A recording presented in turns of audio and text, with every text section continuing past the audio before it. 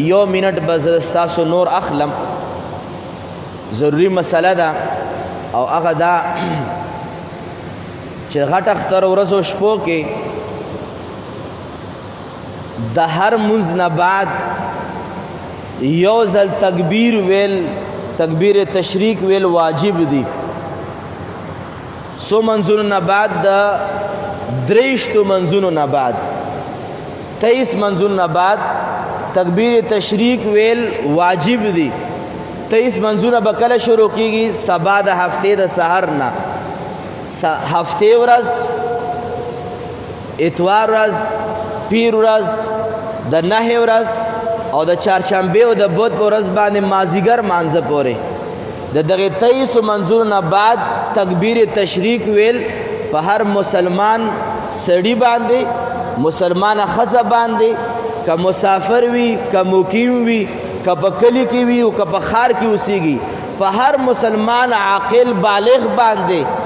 تکبیر تشریک یو ځل ویل داسې واجب دي لکه قرباني واجب ده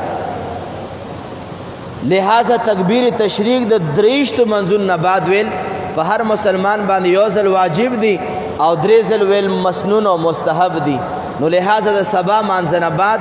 نواخله تر چهارشنبې در مازیګره پورې په هر مسلمان مؤمن ښځه سړي باندې د مفتابهي قول مطابق دا واجب دي نو دغه اهتمام ضرور کوئ مونږ خو په جمع باندې چېرته مونځ وشي نو یو کس لم ور یاد وي نو تکبیر ټول ووایي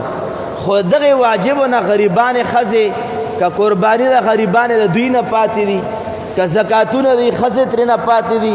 او که تکبیرات دي اول ولزده نه او که ولزده هم وي ترې نه هیر وي نو زنانو تم دا گزارشات وکړي چې الله اکبر الله اکبر الله اکبر الله اکبر لا اله الا الله والله اکبر الله اکبر ولله الحمد دا تکبیر تشریک یو ځل ویل په هر مسلمان سړي ښځه باندې واجب دي او که هغه مسافر وي که په کور کې دی او که کلي کې دی او که بازار کې ښار کې اوسیږي هر مسلمان باندې واجب دي د دې اهتمام چې دا ضرور وکړئ او د موږ ستاسو د باندې لکه څنګه قرباني واجب ده داسې زه هم واجب دی